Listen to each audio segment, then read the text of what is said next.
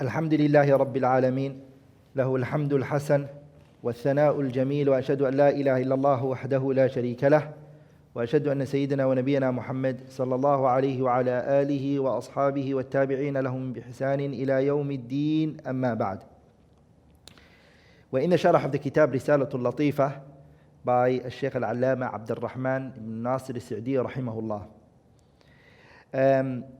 What we did last week is that we spoke about the dalalat that the author rahimahullah mentioned. We were specifically at we finished the mafhum, and we broke the mafhum into two types. We said there is a mafhum which is al-mafhum al-muwafaqa, and we also said there is a mafhum al-mukhalafa. And we broke the mafhum al-muwafaqa into two. We broke it into two. We said one is known as lahnul khitab and another one is known as fahwul khitab. Lahnul khitab, we said it is the mafhum which is musawil lil mantuq. And the fahwul khitab, we said, is the mafhum al-muwafaqa, which is awla, is more befitting than the mantuq. That's what we said. We also spoke about the mafhum al-mukhalafa. We discussed and we spoke about the mafhum al-mukhalafa. And in the mafhum al-mukhalafa, we mentioned that some of the scholars, they refer to it as dalilul khitab. And we divided that into two. The mafhum al-mukhalafa, we divided it into two. Mafhum al-mukhalafa, which is shart, and that which is a sifa. And we gave an example for both. Now, inshaAllah ta'ala, we're going to go into, bi'idhnillahi al-kareem, the mantuq. We're now going to go into the mantuq. The ulama, they divide the mantuq into two. So pay attention here, inshaAllah ta'ala. So today's class, we're going to be speaking about al-mantuq. The scholars, they divide the mantuq into two. Mantuq which is sarih, and a mantuq which is ghayru sarih.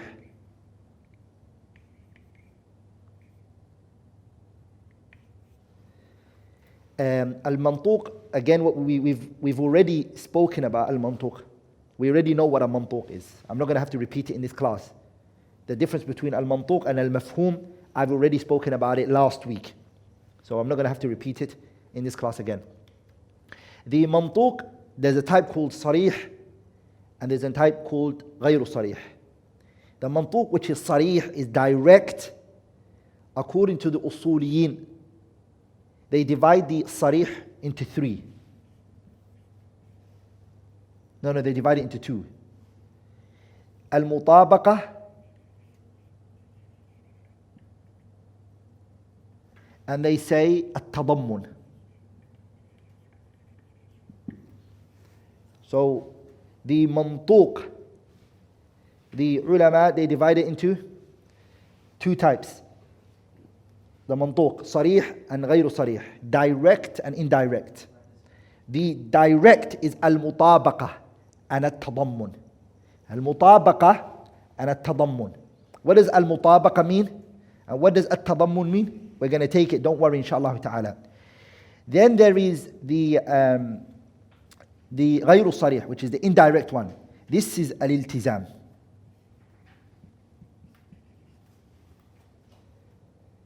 Al-iltizam.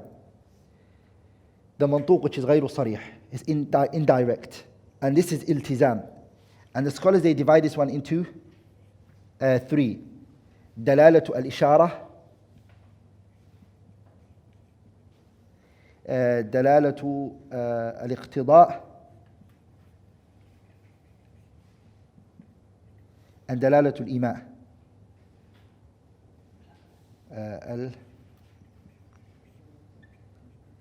Al-ima'. These three, they're discussed in the big books of usul al-fiqh, yani Sharh al-Kawkab al-Munir and other books, they discuss this. So we're not going to do this. This is found in the mutawwalat, the very detailed books. All we're going to speak about is الالتزام, التضمن, and al-mutabaqa. What do these three mean? Because the author mentioned it. Shaykh Abdul Rahman Naseer As-Sa'dee mentioned it. Okay? Last week we spoke about al-mafhum, the mafhum, and the types of al-mafhum and etc. We spoke about that, okay? The mafhum. And today, inshallah ta'ala, we're speaking about al-mantuq. And I'm sure you guys understand what al-mantuq is, because we took that last week. The mantuq is two types: sarih, which is direct, and the mantuq, which is ghayru sarih, is indirect. And the sarih is two types: al-mutabaqa and al-tadammun, and ghayru sarih is the iltizam. It is what? The iltizam. Now, I need something from you all. Get the book out, inshallah ta'ala, and we read it together. Because the author, rahimahullah, defined the dalalatul mutabaqa, and dalalatul tadammun, and dalalatul iltizam. The author, rahimahullah, al-allama Abdul Rahman Naseer As-Sa'dee, he gave an explanation for each one. And I'm going to explain it, bi'idhnillah al-kareem. The first one is dalalatul mutabaqa. Dalalatul al-mutabaqa. He said, إِذَا طَبَّقْنَا اللَّفْظَ عَلَى جَمِيعِ الْمَعْنَى. So, an example for dalalatul mutabaqa,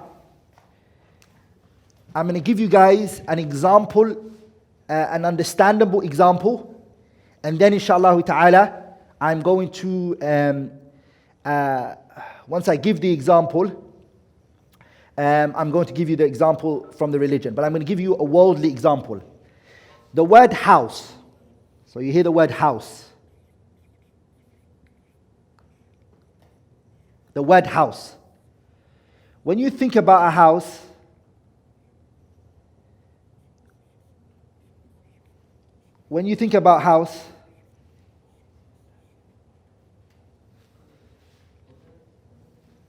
what is it that comes to mind? The word house. The thing that comes to mind is a roof, windows, door, okay, and etc. Those all come to mind. That's what the word house means. So all of that together is what defines what a house is. That's called dalalatul mutabaqa. That's called what? Dalalatul mutabaqa. You say a word, and everything that word carries is in there and it's understood from it. That's called dalalatul mutabaqa. And that's what the author said, إِذَا طَبَّقْنَا اللَّفْظَ عَلَى جَمِيعِ الْمَعْنَى. When we apply on that word all of its meaning, that's called dalalatul mutabaqa. Dalalatul tadammun, on the other hand, is when you take a part of that word.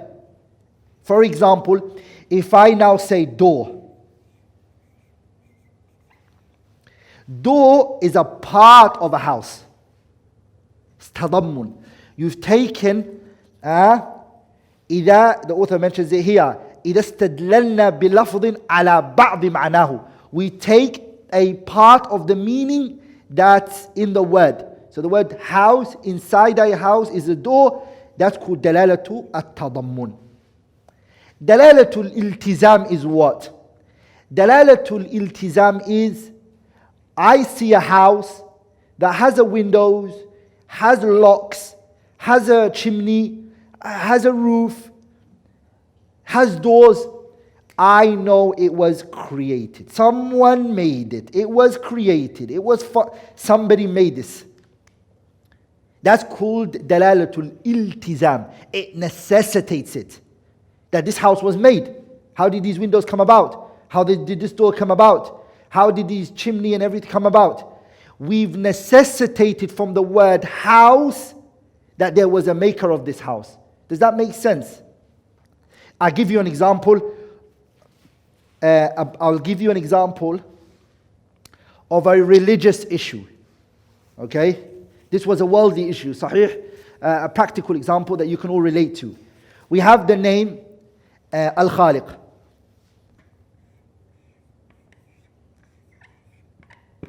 We have the name Al-Khaliq.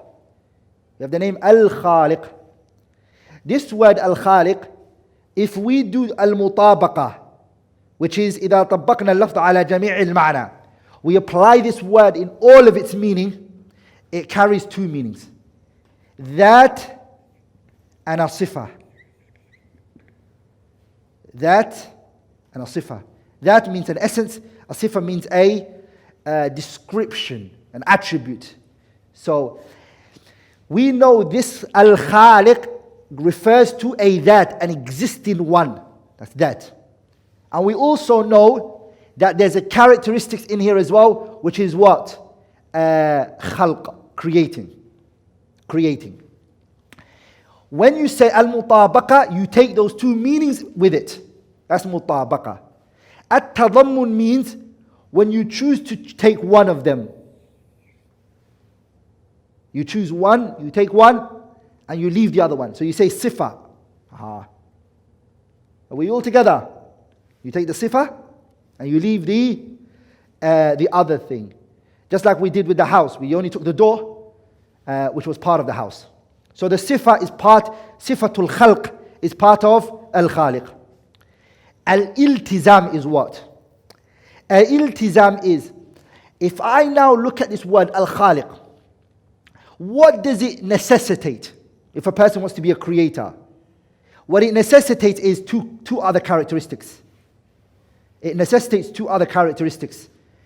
Ilm. It necessitates ilm, knowledge, and qudrah, ability. It also necessitates irada. Knowledge. If a person is a khaliq, he's a creator, he has to know how to create. Sahih. He has to have the ability to create. And he has to have the will to want to create. Are we all together? These three have to be in place in order to be called a khaliq. These three, they came about by way of al-iltizam. By way of iltizam. Okay? That's how it came about. So anyways, this is also how you can benefit from the Quranic discourse. How you can benefit from the Quran. When you look at dalalatu al-iltizam, dalalatu al-tadammun, dalalatu al-mutabaqa, it helps you to benefit from the Quran when you read it. Is it sarih? Is it mutabaqa? Is it tadammun? Is it iltizam? And etc. Are we all together? Dalalatul iltizam. Can I explain that? Yes, I can. Dalalatul iltizam, it means what's necessitated from the mutabaqa. The mutabaqa, what is necessitated from it is called iltizam. For example, we said the word al-khaliq. It means an existing one and a characteristics.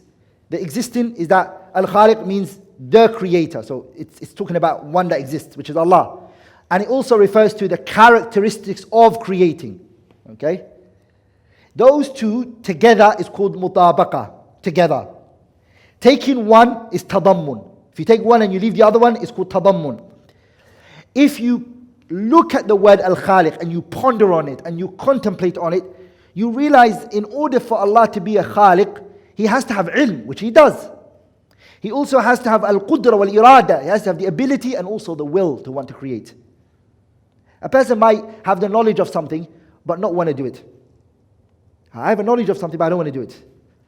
Or I have the knowledge and the ability, and I have the will. So I might have the will to do something, but not the knowledge. I won't be able to do it. So we know that if Allah is referred to as Al-Khaliq, He has to have ilm, knowledge to create. He has to have the ability to create. And He has to have the will to create. Those are iltizam. We've necessitated it from the word al-khaliq. Okay? We've necessitated it from it. Now, I want to speak about something very important. As you can see, what I keep saying is that we've necessitated it from the word al-khaliq. Okay? I want you to remember this is very important. Very important. And it's a mas'ala azima jiddan. It's a very big issue. It's very big. Dalalatul iltizam is only applied for the Quran and the Sunnah. The Quran and the Sunnah is the only one we use dalalatul iltizam. Dalalatul iltizam cannot be used for the statements of the bashar. The statements of the humans, we cannot use dalalatul iltizam. We can't necessitate from someone's speech something and say, this is what you said. We can't. This is important that we understand this. ولذلك Shaykh al-Allama Shaykh Muhammad ibn Salih al-Uthaymin, who is the student of Shaykh Abdul Rahman Naseer As-Sa'dee, in his kitab Al-Qawa'id al-Muthla fi Asma'illahi al-Husna, Shaykh Muhammad ibn Salih al-Uthaymin, when he was talking about the names of Allah and the attributes, you see the word Al-Khaliq is the name of Allah and it has the attributes in there. When he was talking about Dalalatul Mutabaqa and Dalalatul Tadammun and Dalalatul Iltizam, he brought about a very important qa'idah, which is the iltizam, what you necessitate from someone's speech, is not what you are allowed to attribute to that person unless he or she says, I meant that. Okay? I meant that. For example, we know a person who has been drinking alcohol for 40 years. And 40 years,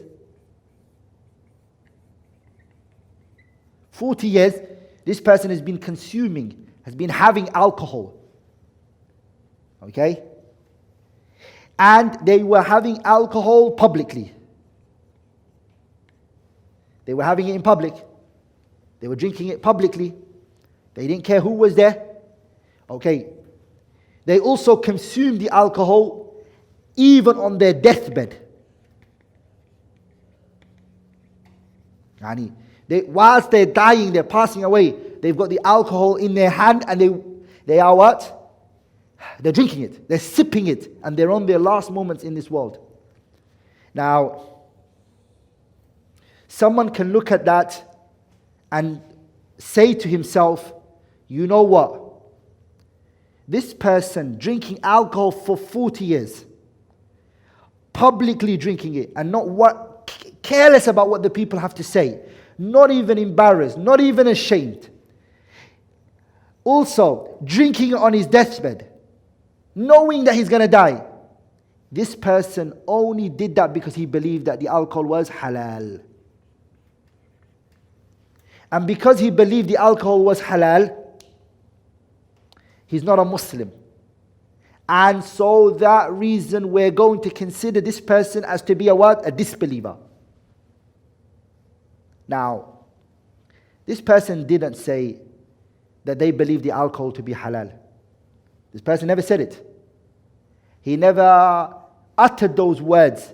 It is not mutabaqa wala tadammun. There's no speech of his where you can get it, which is sarih, clear. You got it from a speech which is غير sarih, which is iltizam. You necessitated from his actions that he believes is halal, and this is where many groups fell short in the religion. They labeled a group of people either kuffar or they refer to them as innovators. An innovator, you're a mubtadi' or you're a kafir. Why? Dalala, which is غير صريح. The dalala here is what? It's غير صريح. It's not clear. It was a dalala منطوق, which is غير صريح, which is التزام. ولذلك the Shaykh ibn Uthaymin, he mentioned the qaida, which is لازم المذهب. لازم المذهب ليس بلازم حتى يلتزم به صاحبه. That you necessitate from someone's speech something is not a methodology for a person. It's not the person's belief unless they say, yes, that's what I meant. For example, we have a group known as, in Islam, we know a group known as the Al-Asha'ira.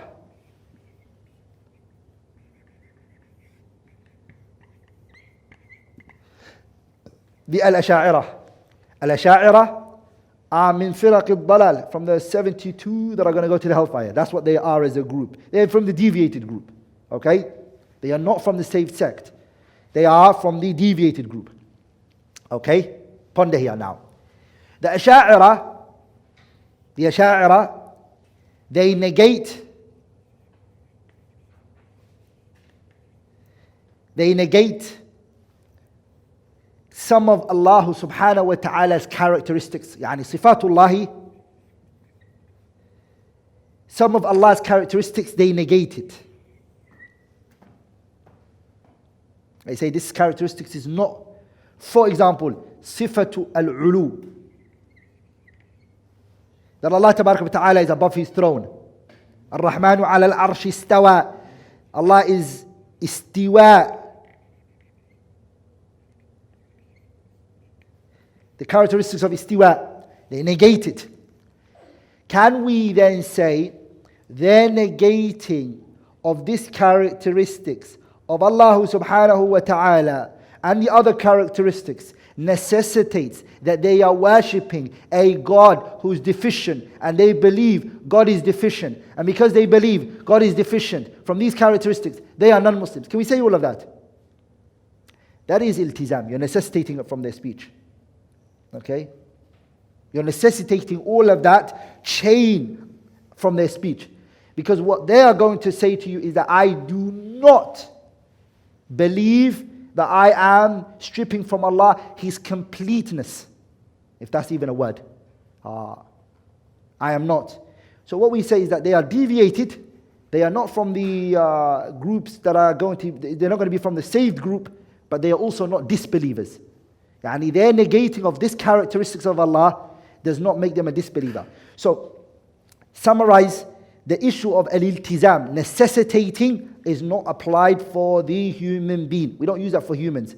We only use that for who? Allah subhanahu wa ta'ala and the Prophet alayhi salatu wasalam. So dalalatul iltizam, the scholars they mentioned, is restricted to the kitab and the sunnah. Okay, it's used for what? The kitab and the sunnah. As for the human beings, we deal with them based on dalala mantuq, which is sarih, this type. Sarih. It has to be al-mutabaqa or tadammun. The dalalatul iltizam is when the person says, yes, I did mean that. What you've just necessitated from my speech, I meant that. If he says that, then it becomes the ruling that is applied on that person. Okay? So if the person who is an alcoholic does tawbah before he dies, does it still take the ruling of dalalatul iltizam? No. If the person repents, it's like he never did it in his life. In our religion, التائب من الذنب كمن لا ذنب له. The one who repents from a sin is like he's never ever done it in his life. It's like he's never ever done this sin before. Like this sin doesn't exist. Now we're going to go into the next chapter, inshallah ta'ala, which is the author says, أصول يضطر إليها الفقيه. We're going to go into foundations which the person is in great need of. Okay? And today we're going to do that, inshallah ta'ala, bi'idhnillah al-kareem. We're going to do that this chapter. I'm going to hopefully try to finish this chapter today, inshallah ta'ala. So, الأصل في أوامر الكتاب والسنة أنها للوجوب إلا إذا دل الدليل على الاستحباب أو الإباحة. The author rahimahullah mentioned here that the default position for the awamir, the commandments that are in the kitab, yani in the Quran and in the sunnah, the commandments that we find in the Quran and the sunnah, the default position is that it's obligatory. Yani if you find Allah commanding you to do something in the Quran, or you see the Prophet ﷺ commanding you to do something in the sunnah, this command, default position is that it's obligatory. Okay? It is أنها للوجوب. Are we all together? And there are evidences for that. قوله تعالى, the statement of Allah, فليحذر الذين يخالفون عن أمره أن تصيبهم فتنة أو يصيبهم عذاب أليم. The ayah clearly says, فليحذر, let them be cautious. Those people, فليحذر الذين يخالفون عن أمره, those who are opposing the Prophet ﷺ's command. And they're going against the Prophet's command. So going against the Prophet ﷺ's command is a what? It's a fitna, or it's a severe punishment of the hellfire. Are we all together? This is important that we understand this. فَلْيَحْذَرِ الَّذِينَ يُخَالِفُونَ عَنْ أَمْرِهِ. Let them be cautious. Those people who are opposing the commandments of Allah subhanahu wa ta'ala. You're opposing the commandments of who? Allah subhanahu wa ta'ala. You're also opposing the commandments of the Prophet sallallahu alaihi wasallam. أن تصيبهم فتنة. You're going to go through trials and tribulations. أو يصيبهم عذاب أليم. Or you're going to receive a severe punishment. This ayah shows that the commands that come from Allah and His Messenger, both of them show obligation. And you have to do it. And from this ayah, the ulama, they use this ayah to say that the commandments are, the default position is that it's obligatory. Al-Imam al-Qurtubi said in his tafsir, بهذه الآية احتج الفقهاء على أن الأمر على الوجوب. From this verse, the jurists, they use this verse that the commands that are found in the Quran and the Sunnah both show obligation. That's the ayah that the scholars used. The second ayah that the scholars used is وَمَا كَانَ لِمُؤْمِنٍ وَلَا مُؤْمِنَةٍ إِذَا قَضَى اللَّهُ وَرَسُولُهُ أَمْرًا أَنْ يَكُونَ لَهُمُ الْخِيَرَةُ مِنْ أَمْرِهِمْ. After Allah and His Messenger have given a command in an issue, after Allah commanded something, or the Messenger sallallahu alaihi wasallam commanded something, there is no choice for anyone whatsoever. That you have no choice after Allah and His Messenger gave a command in an issue. And then this ayah shows that the commands from Allah and His Messenger is obligatory. It shows that. Al-Imam al-Amin al-Shanqiti, he said in his Mudhakkirah, he said, فَإِنَّهُ جَعَلَ أَمْرَ اللَّهِ وَرَسُولِهِ مَانِعًا مِنَ الْإِخْتِيَارِ وَذَلِكَ دَلِيلُ الْوُجُوبِ. So this ayah is showing that once Allah and His Messenger give a command, you have been stripped from saying, I don't want this, I don't feel this. You don't have no choice. And it shows that it's obligatory, that you must do it. The Prophet ﷺ also said, لولا أن أشق على أمتي. If I didn't fear for my ummah, لأمرتهم, I would have commanded them بالسواك مع كل صلاة. Every salah I would have commanded them to do siwak. That's what the Messenger alayhi salatu wasalam said. If I did not fear for my ummah, I would have commanded them. So يعني, if he commands, it's obligatory. But he fears for the ummah. Showing you that his command alayhi salatu wasalam is obligatory. It must be done. Now, does every command that come in the Quran and the Sunnah, does it show obligation? The author here is saying to you, الأصل في أوامر الكتاب والسنة أنها للوجوب إلا إذا دل الدليل على الاستحباب. That the commands that are found in the Quran and the Sunnah show obligation. إلا إذا دل الدليل على الاستحباب. Unless there comes an external text that diverts it from that obligation. Yani Allah commanded something, the Messenger commanded something, but then another text comes and it diverts it from that obligation. It diverts it. An example for that? An example for that is when the Messenger sallallahu alaihi wasallam, he commanded the companions to pray. He said, "Sallu ba'd al-Isha." I think he said, alayhi salatu wasalam. He said, "Pray after Isha or before Isha," something like that. He said, "Pray." Sallallahu alaihi wasallam. He commanded the Sahabas. He said, "Pray, either ba'd al-Isha or qabla al-Isha," before one of the two. And he said it 3 times, alayhi salatu wasalam. This now shows that it's obligatory. This shows that it's obligatory because the Prophet commanded the companions, pray, pray, pray. He's saying it 3 times. But then guess what he did? Alayhi salatu wasalam. He said after that, liman sha, whoever wants. Now, whoever wants changed it from obligation. And when the Prophet commanded the companions and he said to them, pray, pray, pray, pray 3 times, it's obligatory. We had to have prayed. But then he came and he said, alayhi salatu wasalam, liman sha, whoever wills. Whoever wills is called a qarina, or is also called a what? Sarif. It's also qarina or sarif, whichever you want to call it. What does a qarina or a sarif mean? It means it diverts it. It pushes it away from the obligation. Because the Prophet now gave us a choice. And what did we just take now? That the commandments of Allah and His Messenger that are obligatory, we have no choice. وَمَا كَانَ لِمُؤْمِنٍ وَلَا مُؤْمِنَةٍ إِذَا قَضَى اللَّهُ وَرَسُولُهُ أَمْرًا أَنْ يَكُونَ لَهُمُ الْخِيَرَةُ. You have no choice after Allah and His Messenger give a command. But if you're then given a choice, it means it's not obligatory. You don't have to do it. That's one. that's when it shows that it's recommended to do it. Yani if the Prophet ﷺ says something, he commands something, and then he gives you a choice, or something like that, it shows that it's recommended. It drops lower than wajib, and it drops to what? Al-istihbab. You can't say it's mubah. No, you don't say mubah. You say istihbab. You say what? Istihbab. You say it's recommended, because it dropped one level down. Okay. Or sometimes the commands that come can actually show ibaha. There's another type. A command comes and it drops to ibaha. For example, قوله تعالى وَإِذَا حَلَلْتُمْ فَاصْطَادُوا. When Allah Tabarak wa Ta'ala said in Hajj, Allah Tabarak wa Ta'ala said وَإِذَا حَلَلْتُمْ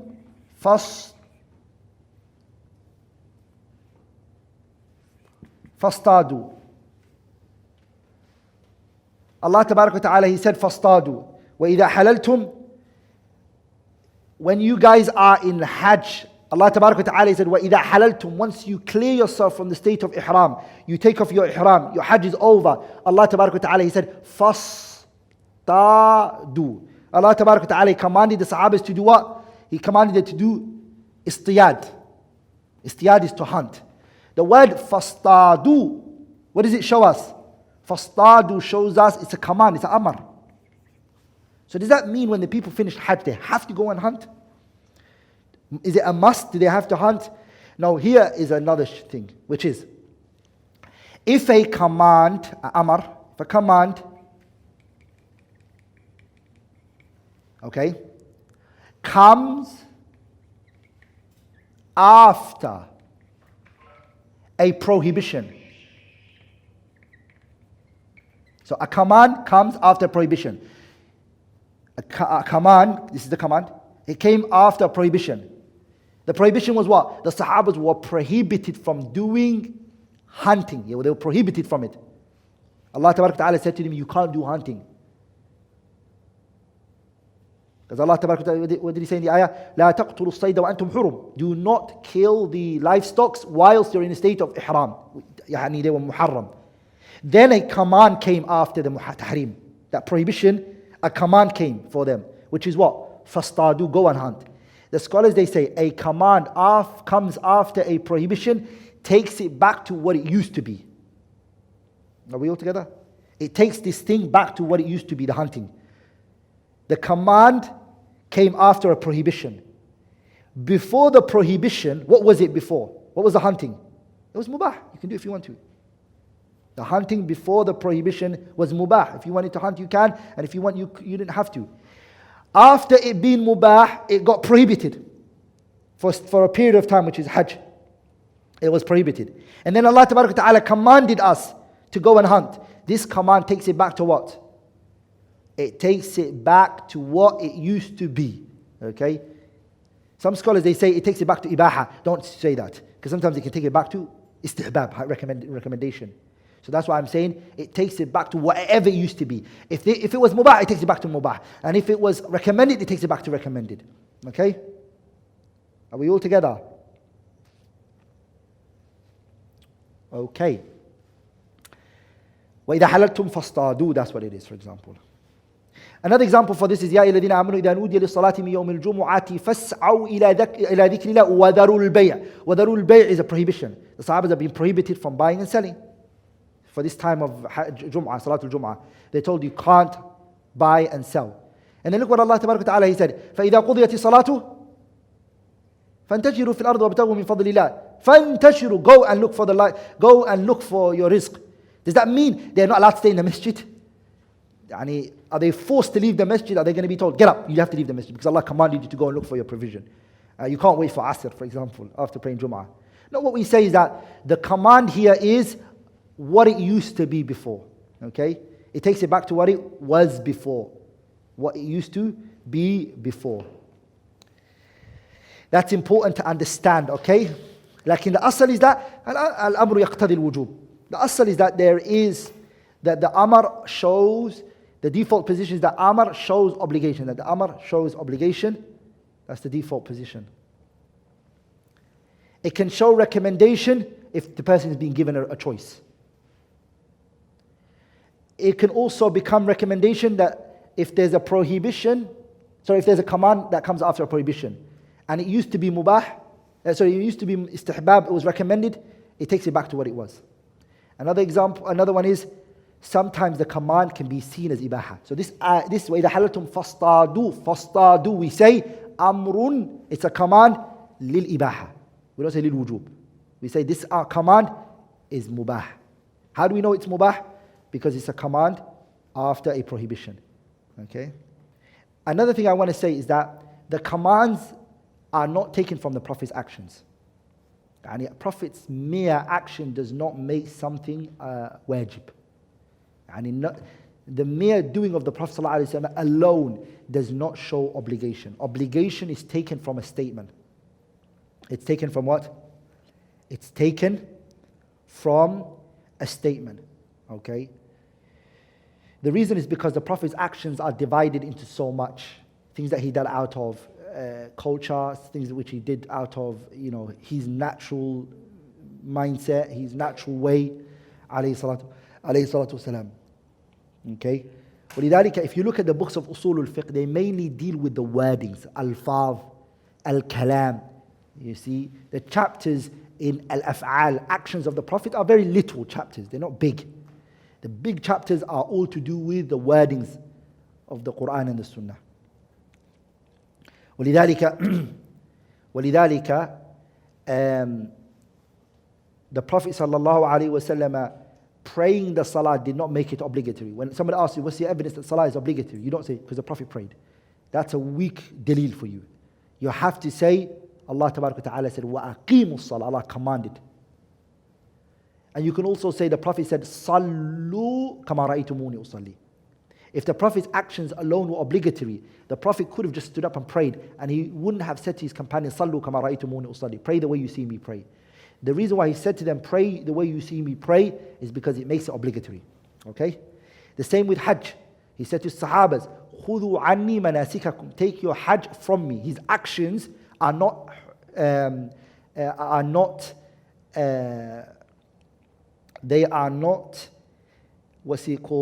obligatory. But what is obligatory is his statements, alayhi salatu wasalam. ولذلك, as a side benefit, scholars, they discussed a very important issue, which is when the Prophet ﷺ went and prayed, when he said to his Sahabas, pray the way you see me pray, does everything he did in that prayer, is it show that it was obligatory? Some scholars, they said everything he did in those prayers, some of them are obligatory and some of them are sunan, and some of how do you know they're sunan? They compared it to the hadithul musi'u salatahu, the prayer of the one that the Prophet was verbally teaching. Am I making sense here?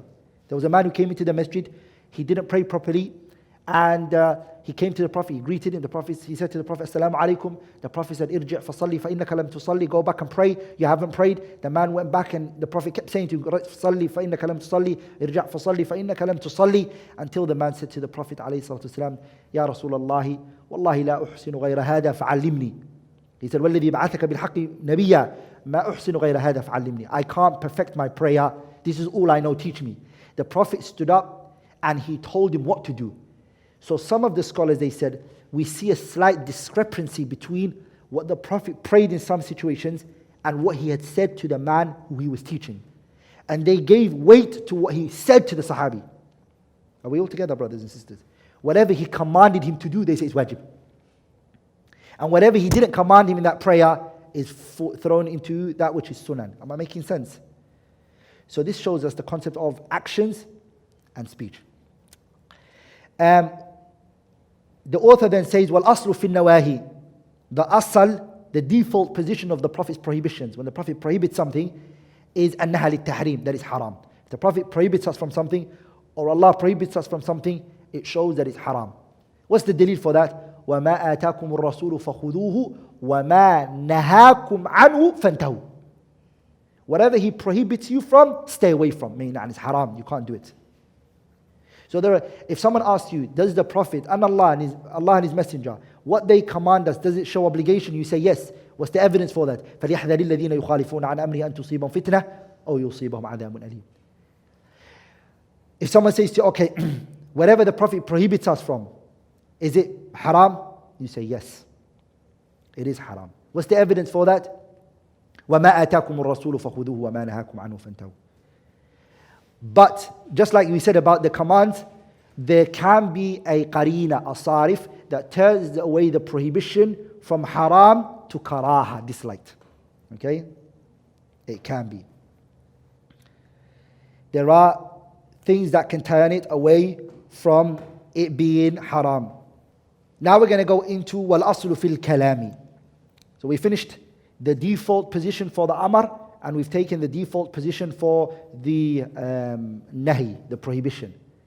Now, if someone says, oh, I see a command here, it shows obligation, he's never questioned, what's his, why did you say this is wajib? He's just going to say, because I see a command here. The one who says, no, it's not obligatory, it's recommended, he has to bring his evidence. That's why I always say to you, brothers and sisters, the statement where we always say al-aslu, when you hear the word al-aslu, means the default position. If you always memorize what's the default position, the default position is never questioned. What's questioned is other than the default position. The default position is that the commands in the Quran and the Sunnah are obligatory. Yani that's the asal. That's the default position. Anyone who says otherwise, قُلْ هَاتُوا بُرْهَانَكُمْ إِن كُنْتُمْ صَادِقِينَ. Bring your proof if you're truthful. Bring your what? Bring your proof if you're truthful. Same applies with the prohibitions. The default position is that the prohibitions are haram. The prohibitions are haram. That's the default position. Anyone who comes and says, no, it's makruh, we'll say to you, okay, what's the evidence that it's makruh? Where is the evidence it's makruh? And the evidences are not the statements of scholars. You have to understand, the evidence is the Quran and the Sunnah and the Ijma'. Okay? Now, the author goes into something very important, which is وَالْأَصْلُ فِي الْكَلَامِ. We're now going to go to another important issue, which is, what is the default position when it comes to speech? Yani we find the Quran and the Sunnah speaking to us. What's the default position? The author, rahimahullah, here, he says, وَالْأَصْلُ فِي الْكَلَامِ الْحَقِيقَةِ. The Quran and the Sunnah, the default position for it is that it's literal. It is haqiqah. Haqiqah means that this word is in line of what it was placed for. Yani this word carries the meaning that it's known for. Like the word asad, the literal meaning for asad, or the word lion in English, is a haywanun muftaris. It's the severe animal, the king of the jungle. And when you hear the word asad, haqiqatan, it means that animal, that four-legged animal that owns the jungle, runs the jungle, and he's dangerous, we wouldn't come close to him. That's the asal. So if someone says to you, I saw a lion, and then he says to you, he just says to you, I saw a lion, and nothing more than that, and you understand it as haywanun muftaris, the severe, dangerous animal, and then he goes to you, but I didn't mean that. You're going to be like, why? How do I know you didn't mean that? How do I know you did not mean that? Are we all together? How do I know you didn't mean that? So the person, in order for you to understand it to be other than the lion, he has to come with a qarina, a sarif. For example, he has to say, for example, I saw a lion giving khutbah. Now, in your mind, you already know that a lion can't give a khutbah. And that's not what a lion does. Lions don't give khutbah. So automatically, I'm going to understand it as a brave person, maybe. Are we all together? This statement of yours, yakhtubu, giving khutbah, is called a qarina a masarif. It diverted it from its or default position. Are we all together? So when we have discussions with deviated groups like the Ash'ari and everything, and they come to the hand of Allah mentioned in a verse and they say this is not literal. Hey, what is it? It's metaphorical. It means ability. It means blessings. We say you're turning away from the haqiqah and you're going to majaz. What's your dalil for that? لأن الأصل في الكلام, the default position for speech is that it's literal. حقيقة. How did you leave the kalam from haqiqah to majaz? Give me a dalil. I'll take it from you. If you don't give it to me, let's leave it at its default position. Unless there's a sarif or a qarina. Does that make sense? That's important. That is important that you understand that point. ولذلك, many of the deviated groups, that's what they fell short in. They go into majaz and they leave in haqiqah. ولذلك, even if you look at our discussions today, if someone was talking all day and all of his words were just majaz, it doesn't make sense. You'd say, Akhi, everything's metaphorical, you're saying. There's no literal meaning in it. And there is nobody who listens to another person and says to them, everything you said, I understood as metaphorical. No, humans automatically go to the haqiqah, and then when they see a play of word or something, they understand it's majaz. Are we all together? So the asal for every one of us is al-haqiqah, فَلَا يُعْدَلُ بِهِ إِلَى الْمَجَازِ إِن قُلْنَا بِهِ إِلَّا تَعَذَّرَتِ الْحَقِيقَةِ. The author said something, Sa'dee here. He said that the default position for the speech is haqiqah, literal. And we don't go to majaz. And then the Shaykh, rahimahullah, he done a jumla, which the scholars, they call jumla i'tiradiyya. He brought a sentence that doesn't really have, it's not part of the sentence, which is, he went off by saying, in qulna bi, if we say there is a majaz. So there is an opinion out there basically, according to some scholars, that in the Quran and the Sunnah, everything is literal. Whatever you read in the Quran is literal. And majaz doesn't exist. And those scholars are two noble imams, Al-Allama, Muhammad al-Amin al-Shanqitiyu, and none other than Shaykh al-Islam ibn Taymiyyah. Ibn Taymiyyah held the opinion that there is no majaz in the Quran and the Sunnah. Muhammad al-Amin al-Shanqitiyu also held the opinion. Amin al-Shanqitiyu went on to go into even a step further, and he said there's not even majaz in the Arabic language. Everything you see is literal. Ajib. And Amin al-Shanqiti wrote a book on this issue, rahimahullah ta'ala. Lakin Al-Allama Shaykh al-Islam ibn Taymiyyah, he has another opinion as well, Ibn Taymiyyah, two opinions of his we have when it comes to the concept of majaz. And I hold the opinion that there is majaz in the Quran. I hold the opinion there is majaz in the Quran. Lakin, as I said, there's majaz in the Quran when there's a qarina. There's a qarina. Without a qarina, it's not majaz, it's haqiqah. Okay? The argument of Shaykh al-Islam ibn Taymiyyah and Al-Allama Muhammad al-Amin al-Shanqitiyu is, if someone speaks majaz, this is their strongest argument. They've got many points which are strong, but their strongest argument is that if a person speaks majaz, you can actually dismiss their speech. And if somebody says to you, I saw a lion giving khutbah, you can say, yeah, you didn't see a lion giving khutbah. You saw a brave person giving khutbah. And they said, if you say there's majaz in the Quran, then it means you can reject what Allah said. You can say that Allah Ta'ala, this is not what happened, but He meant this. Are we all together? That's their strongest argument. Are we all together? And that, inshallah ta'ala, we responded to it in Al-Kitab Al-Waraqat. There's no need to go into that now, and this whole discussion for now. But that's their strongest argument, rahimahumullah. And many other points they bring, rahimahumullah. They may bring other points to go for the majaz. Now, we mentioned that the Quran and the Sunnah, the default position is what? It's haqiqah, right? Literal. Okay, the haqiqah is three types. The literal is three types. The literal is how many types? It's three types. There's a haqiqah shar'iyah. There's a sharia literal meaning. The sharia gave this word a literal meaning. And once the sharia gave a meaning to it, we don't go to anyone else. We just take it from the Quran and the Sunnah. The sharia gave it a meaning. We will stick to what the sharia said. Like the word as-salah. As-salah used to have a meaning. The sharia came, it gave it a meaning. When we read the Quran and Sunnah, generally we understand the word as-salah to mean the salah we know in the sharia. The sharia gave it a meaning. Okay? It's a عبادة مفتتحة بالتكبير مختتمة بالتسليم فيها دعاء وقراءة القرآن. This is what we know it as to be. صح? This now word as-salah, the Quran and the Sunnah coined a meaning for it. The second one is حقيقة لغوية, linguistic lexical meaning. Okay? The language gave it a meaning. Okay? The language gives a word a meaning. Okay? So we go back to the language of the Arabic language. And an example for that is day and night. When you read in the Quran, al-layl wa nahar, you're not going to say, what does the Quran and Sunnah, what definition did they give the word day and night? That's known by the language. Look at the language. The third one is urf, customs, and the people's customs and the people's norms. The norms gives, there's a haqiqah in the norms. Yani haqiqah urfiyah. You're not going to go to anywhere else, you're just going to go to the custom of the people. Like for example, the customs of the grammarians is that they refer to the word fa'il as the doer of the actions. That's their urf. That's urf.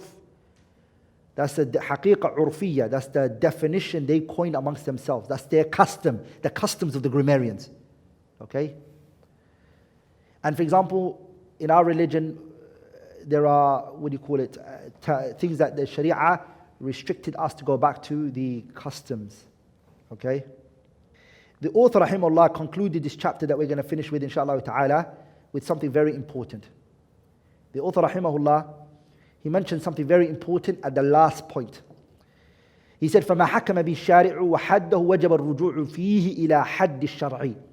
If the Quran and the Sunnah have given a definition to something, we have to take it back to the Quran and the Sunnah. وَمَا حَكَمَ بِهِ وَلَمْ يَحُدَّهُ اكتفاء بظهور معناه اللغوي وجب الرجوع فيه إلى اللغة. And anything that the Quran and the Sunnah did not coin a meaning for it, but he gave it a ruling, but he didn't give us a meaning for it. But it has a meaning in the Arabic language, we go back to the Arabic language, which is the second. Something that doesn't have a definition by the Sharia or the Arabic language, then we go back to the people's norms. We go back to the people's norms. An example for the people's norms today is the word al-bay'u, buying and selling. We go back to the people's. Buying and selling is an urfi issue. It goes back to the urf and the ada of the people. Nikah, again, it goes back to the people's norms. The Sharia just made sure that you can't do these things, stay away from these things which are haram. The rest is yours. For example, in some cultures, the women, she brings money for the wedding as well. That's urf, that's customs of that people. The Sharia doesn't have anything against it. The nikah for those people is that. And in other cultures, the women doesn't bring anything, the men bring the money. Okay? Also from things that go back to the urf, the customs is, for example, safar. The word as-safar. Yani the Quran doesn't coin a meaning for it, and the Sunnah, the language doesn't coin a term for it. Yani safar is just traveling and leaving your land. What is your land? What is the distance? You won't find that in the Arabic language, nor would you find it in the Quran and the Sunnah. This goes back to people's customs. Are we all together? فَمَنْ كَانَ مِنْكُمْ مَرِيضًا أَوْ عَلَى سَفَرٍ. You read that word safar. There's a ruling connected to it, which is if I'm a traveler, I don't have to fast. Hey, what does the word safar mean then? What does the word safar mean? It goes back to the custom of the people. You take it back to the haqiqah urfiyah. Okay, it's a haqiqah urfiyah. This is where a lot of people fell short in the religion, and that is by them going to linguistic meaning when there is technical meaning for the word.